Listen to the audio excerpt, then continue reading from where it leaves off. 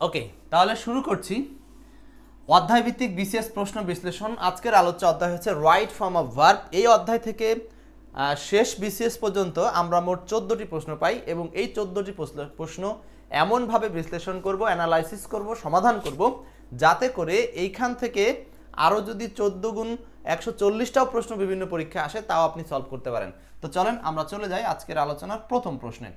প্রথমেই আমরা একটা বিশ্লেষণ দেখাচ্ছি, সেটি হলো এই যে রাইট ফর্ম অফ ভার্বের মধ্যে বিভিন্ন রুলস আছে, সেই সমস্ত রুলসগুলোর মধ্যে একটা হলো মডাল অক্সিলারি ভার্বের রুল। এই মডাল অক্সিলারি ভার্বের রুলস থেকে একটা প্রশ্ন আসছে। সো এখানে আমি আপনাদেরকে একটু বলে দেই, এখান থেকে রুলসটা কমপ্লিট করে দেই। মডাল অক্সিলারি ভার্বের রুলস হচ্ছে যে কোনো মডাল অক্সিলারি ভার্বের পরে সাধারণত ভার্বের বেস ফর্ম বসে। এইটা হলো একটা রুলস। যদি কখনো এটা প্যাসিভ মুড হয় তাহলে মডাল অক্সিলারি ভার্বের পর এরকম করে একটা বি থাকে, তারপরে ভার্বের 3 নাম্বার ফর্ম বসে। এখন আপনাকে বা আমাকে জানতে হবে এই যে মডাল অক্সিলারি ভার্ব, এই মডাল অক্সিলারি ভার্বগুলো কি কি, দেন আমরা এই দুইটা রুলস অ্যাপ্লাই করে যে কোনো প্রশ্ন সমাধান করতে পারবো। এখন মডাল অক্সিলারি ভার্বগুলো আমরা কিন্তু নর্মালি চিনি, তারপরে কঠিন যেগুলো আমি সেগুলো একটু লিখতেছি। যেমন নর্মালগুলো একটু লিখি, can, could, shall, should, will, would, may, might, must, এইগুলো আপনারা জানেন। এছাড়াও রয়েছে যেগুলো জরুরি, সেগুলো হচ্ছে যেমন রয়েছে had, better, had, better, would, rather, would, rather, need, dare, used to, এগুলো সেমি মডাল, তারপরে মডাল হিসাবে আমরা চিনি ইউজ টু, অট টু, উচিত অর্থে বসে অট টু। আচ্ছা, এই যে মডেলগুলো লিখলাম, এখন এই মডেল অক্সিলারি ভার্বগুলোর পরে নরমালি আমরা ব্যবহার করব ভার্বের বেস ফর্ম। তবে যদি বি যোগ করা থাকে তাহলে আমরা ব্যবহার করব হচ্ছে ভি3। হ্যাঁ, আরও একটা ব্যাপার আছে, এই মডেল অক্সিলারি ভার্বগুলোর পরে যদি হ্যাভও যোগ করা থাকে দেনও আমরা ব্যবহার করব ভি3। তার মানে মডেল অক্সিলারি ভার্বের পরে সবসময় বেস ফর্ম হবে এমনটা না, মডেল অক্সিলারি ভার্বের পরে ভি3ও হতে পারে যদি সেটা হ্যাভ মডেল হয়ে যায়। কিভাবে? Would have, could have, must have, should have, এরকম যদি থাকে। আর বি কখন বসে? Can be, will be, should be, হ্যাঁ এরকম যদি থাকে তখন ওই বি এর পরে ভি3 ব্যবহার করো। একদম সিম্পল একটা নিয়ম, এখান থেকে দেখেন বিসিএস এর প্রশ্ন আসে। সো এখানে একটা জিনিস, এখানে হলো হ্যাড, বেটার, আরেকটা হলো উড, রেদার। উডের সাথে কিন্তু বেটার নাই, সাবধান। আবার হ্যাডের সাথে রেদার নাই, হ্যাডের সাথে আছে কি? বেটার। এইটা খেয়াল করতে হবে। ওকে, এই প্রশ্নটাই আসছে আমাদের। তো চলেন দেখেন এই যে 1 নম্বর প্রশ্নটা, এখন অনায়াসে এটা সলভ করতে পারবো আমরা। বলেন 1 নম্বর প্রশ্নটার উত্তর কি হবে? দ্রুত উত্তর করে দিব। সাদ্দাম বলছিলেন অট টু, ইউজ টু। ওকে, প্রচুর কমেন্ট করতে হবে। যদি আপনারা ক্লাসে খাতা কলম নিয়ে বসেন এবং এই রুলসগুলো অ্যাপ্লাই করেন, ছোট ছোট বিষয় লিখে রাখেন, আপনার ভবিষ্যৎ ভালো হবে। এবং এইগুলো মানে একটা সংগ্রহ হবে। খাতায় থাকলে মানুষের হাজার হাজার বইতে থাক, কিন্তু আপনার নিজস্ব একটা কন্টেন্ট যদি লেখা থাকে, ভবিষ্যতে ওটা দিয়ে আপনি অনেক কিছু করতেও পারবেন, পড়াতে পারবেন ইংলিশ। আচ্ছা, the boy from the village said, গ্রামের বালকটি বলল, আই ড্যাশ স্টার দ্যান বেগ, মানে আমি ভিক্ষার চেয়ে বরং স্টার মানে অনাহারে মারা যাব বা না খেয়ে মারা যাব, ভিক্ষার চেয়ে বরং আমি না খেয়ে মারা যাব, গ্রামের ছেলেটা বলল। আচ্ছা, তাহলে এখন এটাতে আমরা কি ব্যবহার করব?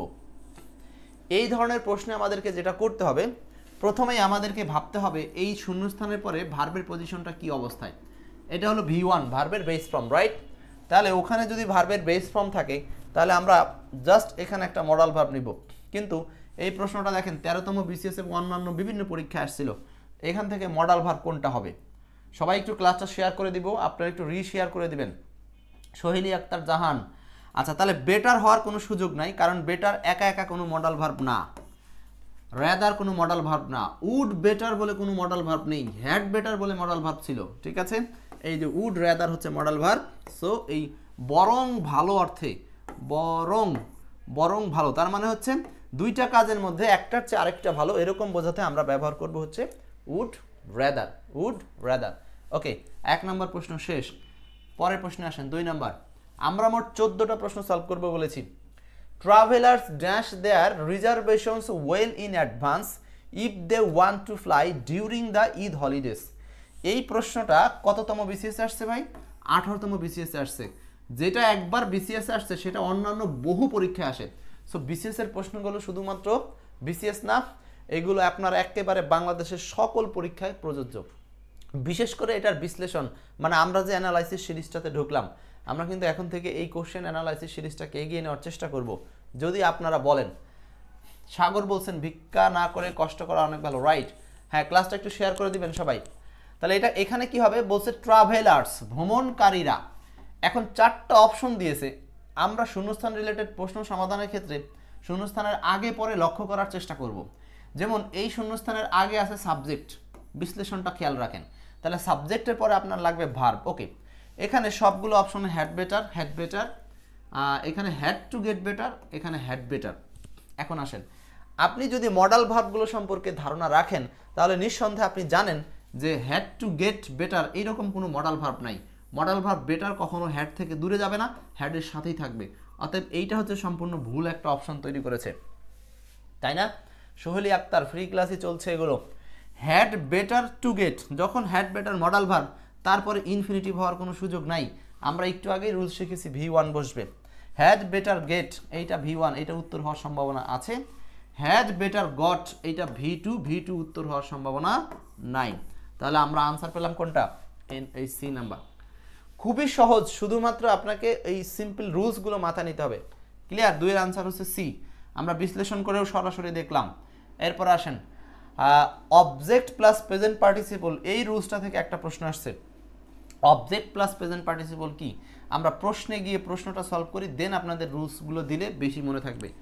মানে নিয়ম হচ্ছে 2টা, একটা হচ্ছে রুলস পড়ে প্রশ্ন সলভ, আরেকটা হলো প্রশ্ন সলভ করে ওই জাতীয় নিয়ম সলভ। দুইভাবেই কিন্তু কাজ করা যায়। সো আমরা প্রশ্ন সলভ করে তারপরে আপনাদের রুলসটা দেখাবো। 3 number, he watched the boat down water. He watch the boat down water, এইটা আসছে কোন বিসিএসে ভাই? 28তম বিসিএসে আসছে ভাই। দেখেন সাদ্দাম ভাই, নার্গিস, হ্যাড বেটার ছিল আগেরটা।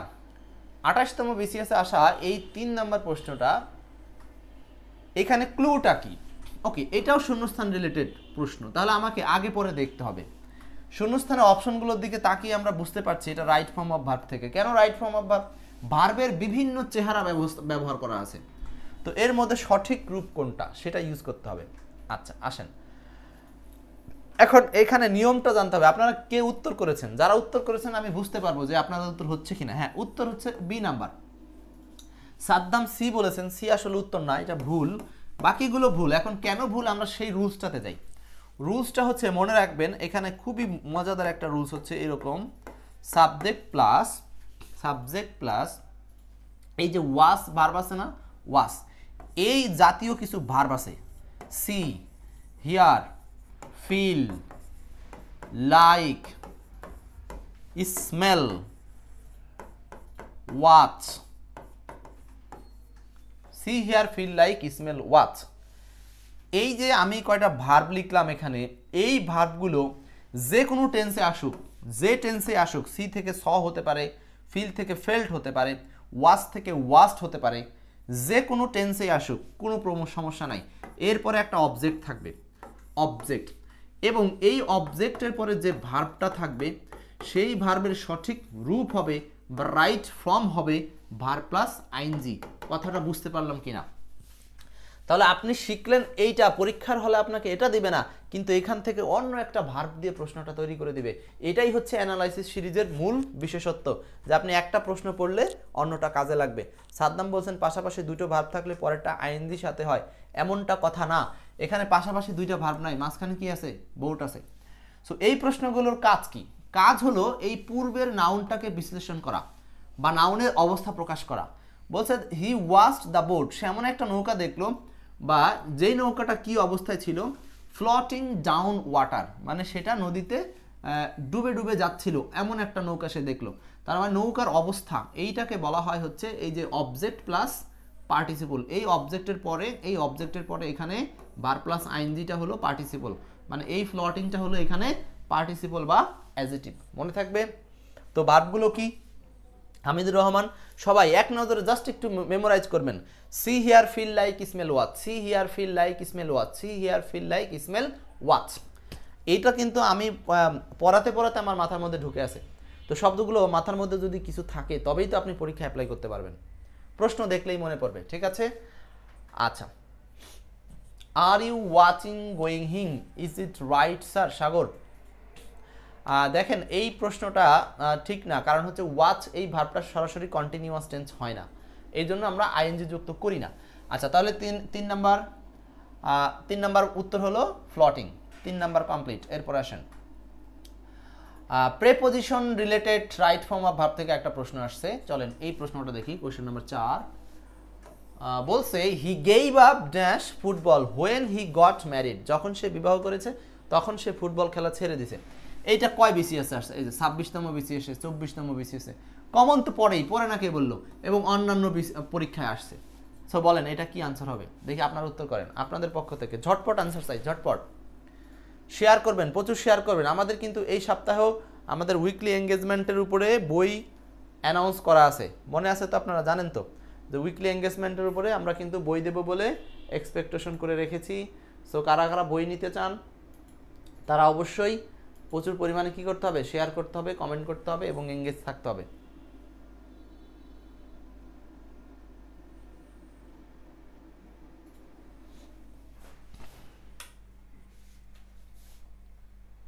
ওকে, দেখেন তাহলে কি হবে? 4 নাম্বারটা he gave up dash football when he got married, এইটার আনসার হবে প্লেইং।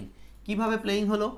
এই যে প্রিপোজিশন আপ, মনে রাখতে হবে টু ব্যতীত, সাধারণত টু ব্যতীত অন্যান্য সকল প্রিপোজিশনের পর আমরা যদি নতুন কোনো ভার্ব পাই সেই ভার্বটার সাথে কি করব? আইএনজি যোগ করব। এটাই রাইট ফর্ম অফ ভার্বের আরেকটা নিয়ম, যে প্রিপোজিশনের পর ভার্বের রাইট ফর্ম হচ্ছে ভার্ব প্লাস আইএনজি, যেটা জিরান্ডেনায় কাজ করে। হি গেভ আপ প্লেইং, এই প্লেইং মানে হলো খেলা, সে খেলাটা ছেড়ে দিয়েছে। গেভ আপ মানে কি? ত্যাগ করা বা ছেড়ে দেওয়া, ছেড়ে দিল, সে খেলা ছেড়ে দিল যখন সে বিবাহ করলো, রাইট? আচ্ছা, তাহলে আনসারটা হচ্ছে প্লেইং। সো এইভাবে আপের মতো যত প্রিপোজিশন আছে এগুলো তার লেখার কিছু নাই, with, at, in, by, before, after, যত আছে প্রিপোজিশন সব সোজা কথা সবগুলোর পরে বসবে ভার্বের সাথে আইএনজি, একদম সহজ একটা রুলস। জিরান্ড থেকে একটা প্রশ্ন আসছে, জিরান্ড related subject verb agreement, sorry right form of verb. Question number 5 I do not mind dash with the cooking but I am not going to wash the dishes, এটা কোন বিসিএসে আসছে? 24তম বিসিএসে আসছে, এবং অন্যান্য পরীক্ষাতেও কিন্তু আসা প্রশ্ন এটা। সো বলতে হবে কোনটা আনসার হবে। 24তম বিসিএস এবং অন্যান্য পরীক্ষা আসা প্রশ্ন বলেন। হামিদুর রহমান, সাগর হুসাইন, আন্না রয়, আই ডোন্ট মাইন্ড, এই প্রশ্নের কুলুটা কি? মানে আপনি কোন রুলসের ভিত্তিতে এখানে ভার্বের একটা সঠিক ফর্ম ব্যবহার করবেন? ভার্বের ফর্মগুলো এখানে 2 + V1, ভার্ব প্লাস আইএনজি, শুধু V1, preposition plus verb plus ING. এখন এইখানকার রুলসটা হচ্ছে নিঃসন্দেহে অনেকের মনে আছে, রিসেন্ট যারা লাইভ ক্লাস করেছেন তারা জানেন আমি এই নিয়মটা পড়াইছিলাম। মাইন্ডের সাথে অনেকগুলো রুল এরকম ফ্রেজ আছে, mind, do not mind, would you mind, যেভাবে আসুক না কেন মাইন্ড, কোনো সমস্যা নাই। এই মাইন্ডের পরে ভার্বের সাথে আইএনজি হয়। তারপরে আরও আছে can not help, could not help, can not help, could not help, আরও যা জানেন আপনারা লিখতে থাকেন, can not help, could not help, হ্যাঁ এগুলোর পরে ভার্বের সাথে আইএনজি হয়। তারপরে হলো আরও আছে with a view to, with a view to, feel like যদি একসাথে থাকে তাহলে সরাসরি এগুলোর পরে নতুন ভার্ব আসলে কি হবে? আইএনজি যোগ হবে। ফিল লাইক দুটা মিলে একটা ফ্রেজের কাজ করবে, হ্যাঁ, ফিল লাইক এগুলো। তারপর হচ্ছে লুক ফরওয়ার্ড টু, হ্যাঁ, উইথ এ ভিউ টু লিখছেন। সো এইগুলোর পরে আমরা ব্যবহার করব ভার্বের সাথে আইএনজি, এইগুলোর পরে। সো আমরা একটা নিয়ম থেকে অনেকগুলো শিখে নিলাম। পরীক্ষায় আমাদের মাইন্ড দিয়ে আসবে এমন না, মাইন্ডের সাথে মিল রেখে, এই রুলসের সাথে মিল রেখে আপনাকে অন্য একটা দিল, সেটা কি দিল? Can not help, could not help থেকে দিল। বোঝাতে পারছি? এই জন্য এই অ্যানালাইসিস সিরিজটা আপনাদের জরুরি। এই কোশ্চেনগুলো বিশ্লেষণ করে করে পড়বেন, আশা করি তাহলে আপনি যে কোনো পরীক্ষায় প্রশ্ন কমন পেয়ে যাবেন। ওকে, তাহলে এটা চেঞ্জ করছি, তাহলে ওটার উত্তর ছিল হচ্ছে হেল্পিং, মাইন্ডের পরে ভার্বের সাথে আইএনজি। এরপর আসছে দেখেন টু হ্যাভ বিন থেকে একটা নিয়ম আসছে, টু হ্যাভ বিন মানে হ্যাভ ভার্বের পরে বিন প্লাস V3 থেকে একটা প্রশ্ন। 6 নম্বর প্রশ্নটা বলেন। 6 Nargis, could not help, right, can not help, could not help, এগুলোর পরে হয় ভার্বের সাথে ING. The Parthenon is said dash erected in the age of Pericles. আচ্ছা, এখানে কোনটা আনসার হতে পারে? এই প্রশ্নটা আসছিল কোন বিসিএসে? 21তম বিসিএসে আসা একটা প্রশ্ন, 21তম বিসিএসে আসছে। তো দেখেন এখানে দ্য পার্থেনন ইজ সেইড, পার্থেননকে বলা হয় বা তাকে ডাকা হয় dash erected in the age of Pericles, পেরিক্লিসের যুগে। এইখানে আনসার কোনটা হবে? সেইড কাউকে কোনো কিছু বলা হয়, তারপর to have plus V in, said to have been erected. কেন বিন ইরেক্টেড? এইখানে ইরেক্টেড কথাটা হচ্ছে ভি3তে আছে। আচ্ছা, যদি ওখানে সরাসরি ভি3 অলরেডি আছে তাহলে আমরা আর এখানে বিজ্ঞান আনার কোনো সুযোগ নাই, বিজ্ঞান আনার কোনো সুযোগ নাই, বিজ্ঞান ভার্ব আনার কোনো সুযোগ নাই। সরাসরি আমরা প্যাসিভ মুডে টু হ্যাভ প্লাস বিনটা আনতে পারি। কেন প্যাসিভ মুডে? কারণ এখানেই বলা হচ্ছে যে পার্থেননকে বলা হয় to have been erected in the age of Pericles, মানে পেরিক্লিসের যুগের বিশেষ লোক। তাহলে এটার আনসার হচ্ছে 6 এর আনসার সি। তাহলে আমরা মনে রাখবো প্যাসিভ মুড বোঝাতে টু হ্যাভ এর পরে ভি3 ইউজ করতে হবে এবং বিন লাগবে মাঝখানে, এবং বিন লাগবে, বিন। এরপরে অবজেক্ট প্লাস ইনফিনিটিভ থেকে একটা প্রশ্ন আসছে, আমরা এখন দেখি 7 নম্বর প্রশ্ন। 7, হি অ্যাডভাইসড মি ড্যাশ স্মোকিং। এটা কোথায় আসছিল? 25তম বিসিএস আসছে, 25তম বিসিএস এ চলছে অধ্যায় ভিত্তিক বিসিএস প্রশ্ন অ্যানালাইসিস। আজকের অধ্যায় হচ্ছে right form of verb. He advised me smoking, এটা ছিল 25তম বিসিএস এর একটা প্রশ্ন। হি অ্যাডভাইসড মি স্মোকিং, আনসার কোনটা হবে এখানে? আনসার কোনটা হবে? এই যে অ্যাডভাইস, অ্যাডভাইস, অ্যাডভাইসের মতো এরকম কিছু শব্দ আছে, সেই শব্দগুলো আপনাদের চিনতে হবে। যে শব্দগুলোর পরে ইনফিনিটিভ বসে, টু প্লাস ভি1 বসে। এখন এরকম কিছু শব্দ কে কে বলতে পারবেন? দেখি কে কয়টা লিখতে পারেন, দেখি আপনাদের মাথায় কয়টা আছে, বিশ্লেষণটা আপনারা কতটুকু পারেন। অ্যাডভাইস আছে, ডিমান্ড আছে, প্রিপেয়ার আছে, প্রিটেন্ড আছে, প্ল্যান আছে, প্রপোজ আছে, শুধু লাইক আছে, শুধু লাইক, শুধু লাইক, প্রেফার আছে, প্রেফার। প্রেফারের পরে অবশ্য ইনফিনিটিভও হয়, জিরান্ডও হয়, দুইটাই হয়। হ্যাঁ, এরপর দেখেন ফরগেট আছে, ফরগেট, লাভ আছে, লাভ, স্টার্ট আছে, স্টার্ট। এই যে এই সমস্ত আরো অনেক ভার্ব আছে, যেই ভার্বগুলোর পরে আমরা ইনফিনিটিভ ইউজ করব, মানে হচ্ছে টু প্লাস ভি1 ব্যবহার করব। সো এই ইনফিনিটিভ ভার্বগুলো মনে রাখতে পারলে আপনি কিন্তু যে কোনো পরীক্ষায় এই রুলসগুলো অ্যাপ্লাই করতে পারবেন। তাহলে এখানে আনসার কোনটা হবে? এই যে অ্যাডভাইস আছে এই সেন্টেন্স, অ্যাডভাইসের পরে অবজেক্ট থাক আর না থাক আমরা এখানে ইনফিনিটিভ ইউজ করব। সো ইনফিনিটিভ মানে হলো ভার্ব প্লাস ভি1, এই যে V one, to give up. Answer হচ্ছে বি নাম্বার। আনসার কি বলেন? B number. He advised me to give up smoking. এখন এইখানে আবার স্মোকিং হয়েছে আরেকটা নিয়মে, এই যে আপ প্রিপোজিশন আছে না, আপের পরে প্রিপোজিশনের পরে ভার্বের সাথে আইএনজি, তার মানে এখানে একসাথে দুইটা রুলসের কাজ করছে, দুইটা রুলস, তাই না? সাগর হোসাইন বলছেন টু গিভ আপ, রাইট। তাহলে আমরা হচ্ছে এই কয়েকটা ওয়ার্ড আপনারা নোটে লিখে নিতে পারেন, যারা খাতা কলমে লিখছেন। খাতা কলমে কমেন্টে আপনারা লিখলে সেটা একবার লেখা থাকবে, আর খাতায় লিখলে আপনি মাঝে মধ্যে আরেকবার দেখতে পারবেন, যদি বাসায় থাকেন আর কি। আচ্ছা, ওকে, তাহলে আমরা এটা চেঞ্জ করছি। আশা করি বুঝতে পারছেন। তাহলে এমন কিছু ভার্ব আছে, বিশ্লেষণটা হলো যাদের পরে আমরা ইনফিনিটিভ করব, সেই ভার্বগুলোর লিস্ট আমরা লিখে দিলাম।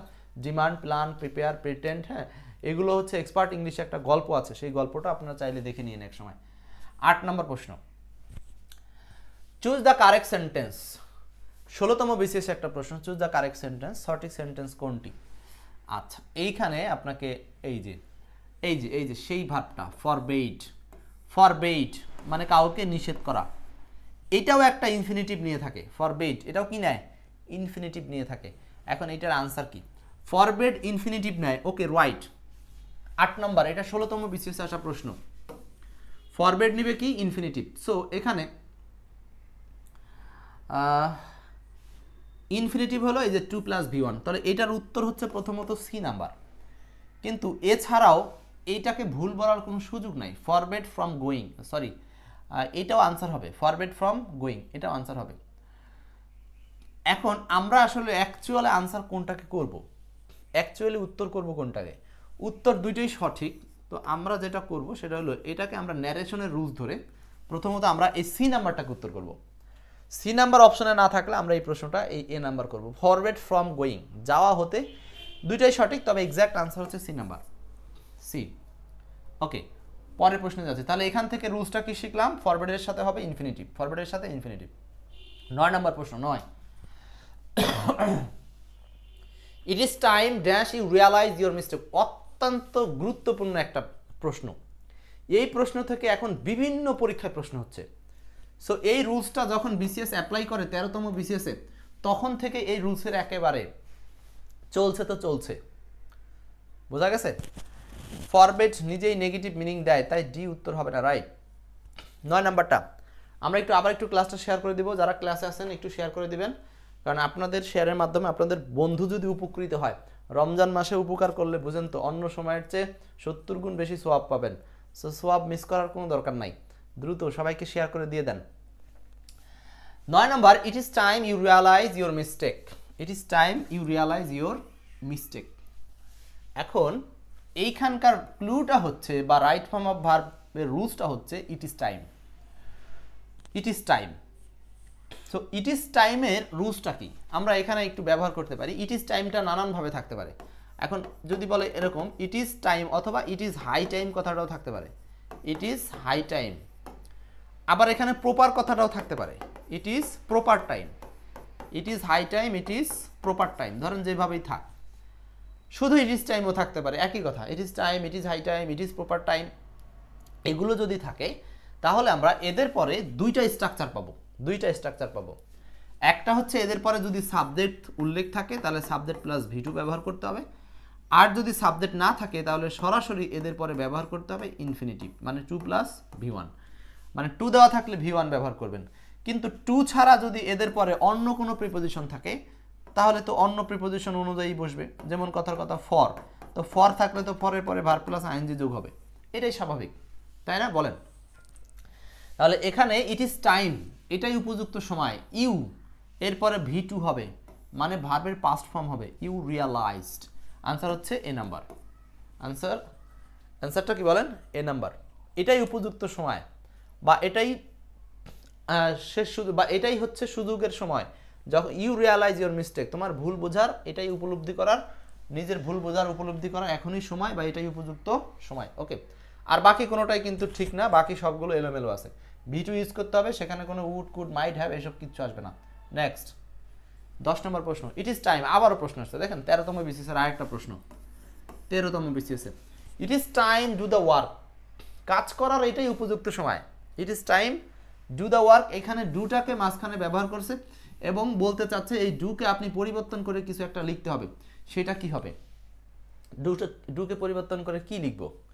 ডুকে পরিবর্তন করে আমরা লিখতে পারি হচ্ছে টু ডু। কেন? একটু আগে আমরা নিয়ম পড়লাম, ইট ইজ টাইম, সেটা ইট ইজ হাই টাইম হোক, ইট ইজ প্রপার টাইম হোক, যেটাই হোক, এরপরে যদি সাবজেক্ট থাকে ভি2, সাবজেক্ট না থাকলে ইনফিনিটিভ, মানে সরাসরি বসবে 2 প্লাস ভি1। সো এখানে 2 প্লাস ভি1 একটাই অপশন আছে, টু ডু। অ্যান্সার হবে টু ডু। Okay, next. একই রুলস থেকে দুটো প্রশ্ন পেলাম আমরা কিন্তু। 11, fill in the blank, if I dash a king. আহা, আমি যদি রাজা হতাম তাহলে কতই না ভালো হতো, তাই না? এই যে বাক্যের শেষে দেখেন একটা চিহ্ন আছে, তাই না? এটা হচ্ছে এক্সক্লামেটরি সাইন। এই সাইন থাকার মানে এটা হচ্ছে একটা এক্সক্লামেটরি সেন্টেন্স। সো এরকম সিম্পল সেন্টেন্সে যখন ইফ দ্বারা যুক্ত থাকবে সেখানে একটা রুলস আছে। এইটা 34তম বিসিএস আসা একটা প্রশ্ন, 34তম বিসিএসের একটা প্রশ্ন। উত্তরটা কি হবে? অ্যান্সারটা কি হবে? এইখানে রুলসটা কি? রুলসটা হচ্ছে, মনে রাখবো আমরা, ইফ অথবা উইশ দ্বারা যদি কোনো সেন্টেন্স থাকে, অথবা ফেন্সি দ্বারা যদি কোনো সেন্টেন্স থাকে, এইগুলোর পরে আমরা ব্যবহার করব হচ্ছে সাবজেক্ট প্লাস অবাস্তব অর্থে ভার্বের 2 নম্বর রূপ। এখন এইখানে আরও দুইটা ফ্যাক্ট আছে, হ্যাড ইউজ করতে পারবেন, ওয়ার ইউজ করতে পারবেন, ওয়াজ ইউজ করতে পারবেন না। ব্যাস, এই হলো আসল কথা।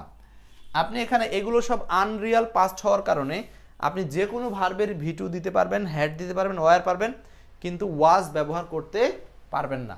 এইটাকে বলতেছেন আনরিয়াল এক্সপেকটেশন, রাইট? তাহলে এই সেন্টেন্সে আছে হচ্ছে ইফ, তারপর আছে কি সাবজেক্ট, এই যে সাবজেক্ট হচ্ছে আই, সাবজেক্ট আই। এখন আমাকে ভার্বের 2 নম্বর রূপ নিতে হবে। অপশনে ভার্বের 2 নম্বর রূপ ওয়াজও আছে, ওয়ারও আছে, কিন্তু আমরা বললাম কি ওয়াজ ব্যবহার করা যাবে না, সাবজেক্ট যাই হোক, কারণ ওয়াজ হচ্ছে এখানে সবসময় কি অর্থে ব্যবহার হয়, সেটা হচ্ছে রিয়াল পাস্ট হিসেবে ব্যবহার হয়। যেমন আই ওয়াজ ডক্টর মানে আমি সত্যি সত্যি ডক্টর ছিলাম, এরকম বোঝাচ্ছে। আর যখনই বলবো আই ওয়ার ডক্টর মানে আমি যদি ডক্টর হতাম, বাংলাটা চেঞ্জ হয়ে যাবে, এখানে ছিলাম শব্দটা আসবে না। এই ইফ যুক্ত বাক্যে কখনো ছিলাম হয় না, ইফ যুক্ত বাক্যে হতাম বা হতো এরকম মিনিং দেয়, হতাম বা হতো এরকম মিনিং দেয়, এই কারণে ওয়াজের ইউজেস হবে না। ওকে, আচ্ছা, তাহলে 11 নম্বর কমপ্লিট। তাহলে এই প্রশ্নের বিশ্লেষণ বুঝতে পারছি তো। 34তম বিসিএস এর এই প্রশ্নের আদলে যে কোনো প্রশ্ন আসলে এখন আপনি সলভ করতে পারবেন। এরপর আসেন 12 নম্বর, the speaker fail to make the audience dash. Wow, কি দারুণ একটা প্রশ্ন। 15তম বিসিএস, দেখি এটা আপনারা কে পারেন, কে বলতে পারবেন যে এই প্রশ্নটা কোন রুলসের সাথে সংশ্লিষ্ট হয়ে আছে, কোন রুলসের সাথে এই প্রশ্ন সংশ্লিষ্ট। The speaker fail to make the audience dash him patiently, কোন রুলসের সাথে এই প্রশ্নটা সম্পর্কিত। শূন্যস্থান দিয়েছে অডিয়েন্সের পরে, তাই না, অডিয়েন্সের পরে শূন্যস্থান। তো এই ফিল ইন দ্য ব্ল্যাঙ্কের প্রশ্নের ক্ষেত্রে আমাদের ক্লুটা খুঁজে বের করতে হবে ওই বাক্যের কোন এক জায়গাতে আছে, কিন্তু আপনি যদি নিয়মটা নাই জানেন সেই ক্লুটা কি করে বের করবেন, নিয়মটা তো আগে জানতে হবে ভাই। এখানকার নিয়মটা হচ্ছে এই যে মেক রুলসটা হচ্ছে লেট অথবা মেক, লিখেন, লিখতে থাকেন, দ্রুত লিখে নেন, খাতায় লিখে নেন। লেট মেকের পরে যে কোনো অবজেক্ট থাকলে, সেটা হোক ব্যক্তি হোক বস্তু, কোনো সমস্যা নাই। লেট অথবা মেকের পরে অবজেক্ট থাকলে তারপরে যদি ভার্ব বসাতে হয় তবে সেই ভার্বটা হবে ভার্বের বেস ফর্ম। এটাই হচ্ছে এখানকার রুলস। লেট মেক ব্যক্তি বস্তু যাই থাক V1 মানে ভার্বের বেস ফর্ম নেবেন। এখন দেখেন এইখানে মেকের পরে অবজেক্ট আছে অডিয়েন্স, তারপরে শূন্যস্থান দিছে, সো আনসারটা হবে হচ্ছে লিসেন। আনসারটা হবে কি বলেন, listen. The speaker fail to make the audience listen to him patiently, মানে হচ্ছে স্পিকার মানে বক্তা ব্যর্থ হলো অডিয়েন্সকে তার দিকে আকর্ষণ করাতে বা তার কথা শোনাতে, সে কি হলো, ব্যর্থ হলো। সো এখানে লিসেন শব্দটা হলো পজিটিভ ভার্বে রূপান্তর করা হয়েছে। কেন, কারণ হচ্ছে এই স্পিকার কিন্তু নিজে শুনতেছে না, বরং স্পিকার এই অবজেক্টকে দিয়ে শোনাতে চাচ্ছে, অডিয়েন্সকে দিয়ে। হ্যাঁ, তাহলে আমরা এখান থেকে এই মেকের সাথে রিলেটেড করে আরেকটা নিয়ম শিখে নিলাম, সেটা হলো লেট আর মেক। এই লেট বা মেক যেটাই থাক সেটার পরে অবজেক্ট হলে তারপরে কি বসাবো, V1। ওকে, এইটা হলো পজিটিভ ভার্বের একটা রুলস থেকে আসছে। সো পজিটিভ ভার্বের এই রুলসটা রাইট ফর্ম অফ ভার্বে আমরা আলোচনা করে থাকি। ক্লিয়ার, আশা করি বুঝতে পারছেন। 12 নম্বর প্রশ্ন শেষ। নেক্সট 13 নম্বর প্রশ্ন, she told me his name after he dash. Wow, দারুণ দারুণ। এটা দেখেন 25তম বিসিএসে আসা একটা প্রশ্ন। এইখানে এই সেন্টেন্সে আবার ক্লু কি, আমরা বিফোর আফটারের ইউজেস অবশ্যই জানি, তাই না, বিফোর আফটারের ইউজেস জানি, সেইখান থেকেই এই প্রশ্নটা আসা। She told me his name, সে তার নাম বলল, he told me his name, সে তার নাম আমাকে বলল, আফটার হি ড্যাশ মানে হচ্ছে চলে যাওয়ার পর। আচ্ছা, এই সেন্টেন্সটাতে ক্লুটা কি, এই সেন্টেন্সের ক্লুটা কি, আপনারা উত্তর করেন দ্রুত। আমাদের কিন্তু প্রশ্ন বিশ্লেষণের আরেকটা প্রশ্ন আছে মাত্র, বিশ্লেষণের আরেকটা প্রশ্ন আছে মাত্র। ওয়াও, হ্যাড লেফট নাকি, আন্না রয়, হ্যাড লেফট হবে আনসার। এক্স্যাক্টলি, তার মানে আপনাদের মাথায় অবশ্যই কিছু আছে, আরও অ্যাডভান্স আলোচনা ইনশাল্লাহ হবে।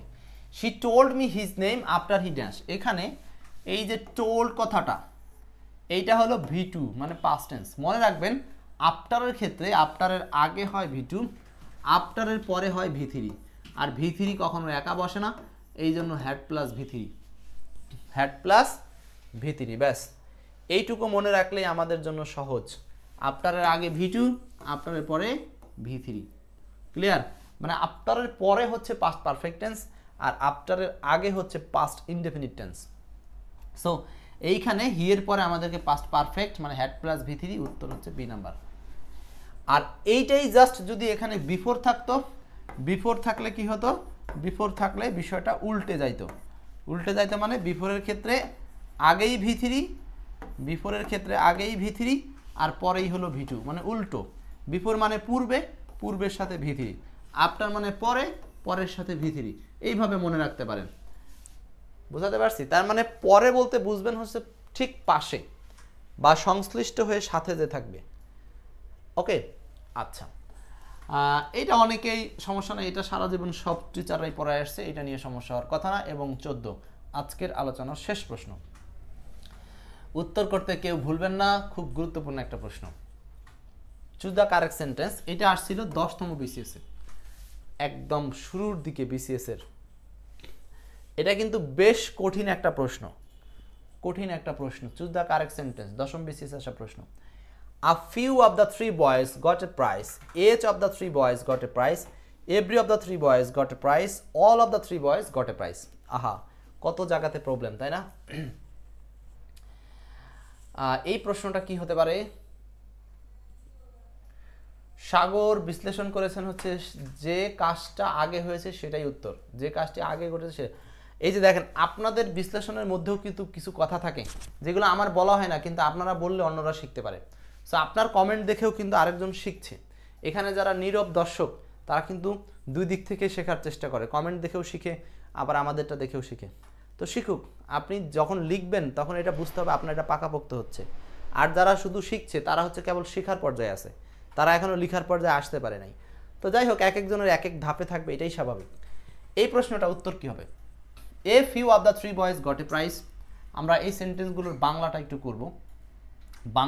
করব, এখানে বলছে a few of the 3 boys, of the 3 boys, 3জন বালক এর, এ ফিউ কয়েকজন, গট এ প্রাইজ একটা পুরস্কার পেয়েছে। আচ্ছা দেখেন, সাধারণত এরকমটা হয় না যে 2-3 জন মিলে একটা পুরস্কার পায়।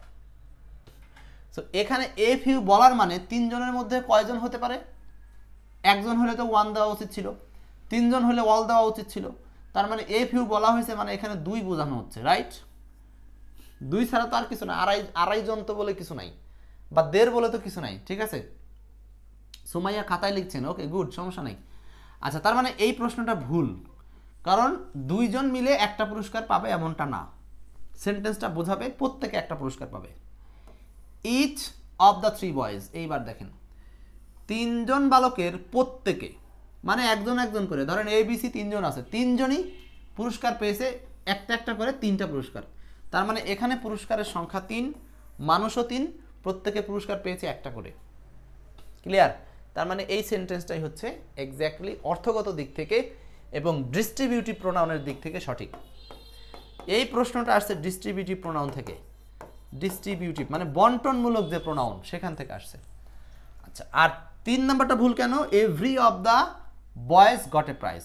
আচ্ছা, মনে রাখতে হবে এভরির পরে সাধারণত অফ প্রিপোজিশন বসে না, এভরির পরে সরাসরি নাউন বসে, মানে এভরি বয়েজ। যদি এমনটা থাকতো every boys got a prize, এর মানে হলো 3জন বালকই একটা করে পুরস্কার পাইছে। বোঝাতে পারছি? তার মানে মনে রাখতে হবে যে এই ডিস্ট্রিবিউটিভ প্রোনাউনের ক্ষেত্রে ইচ দিলে অফ দিতে হবে, এভরির পরে অফ আসবে না। আর ডি নাম্বারটা অল অফ দ্য 3 বয়েজ। আচ্ছা, এইখানে কি বোঝাবে? 3জন বালকের সবাই, তো সবাই গট এ প্রাইজ, সবাই মিলে কি একটা প্রাইজ পাবে এমনটা বোঝাবে? হ্যাঁ, বিশেষ সিচুয়েশনে পেতে পারে, সেটা নিয়ে না করছি না, কিন্তু এই বাক্যের সিচুয়েশনের দিক থেকে আমরা কোনটা চুজ করতে পারি, যে 3জনে মিলে একটা পেয়েছে নাকি 3জনের প্রত্যেকে একটা করে পুরস্কার পেয়েছে? নিঃসন্দেহে এইটাই বাংলা ভালো, অতএব আমরা উত্তর করব হচ্ছে বি নাম্বার। এই ছিল হচ্ছে আপনাদের বিসিএস প্রশ্ন বিশ্লেষণ। আজকের এই যে বিসিএস প্রশ্নগুলো বিশ্লেষণ করলাম, এই বিসিএস প্রশ্নের বিশ্লেষণ থেকে আপনি যে কোনো পরীক্ষাতে একটা প্রশ্ন কমন পেয়ে যেতে পারেন ইনশাল্লাহ, যদি প্রশ্নগুলো ধরে রাখতে পারেন। এছাড়াও আপনারা এক্সপার্ট বই থেকে এইগুলো অধ্যায়ভিত্তিক প্রশ্ন দেওয়া আছে, সেখান থেকে পড়ে নেবেন। ভালো লাগলে লাইক, কমেন্ট, শেয়ার। আজকের মতো এই বিশ্লেষণটা এখানেই শেষ।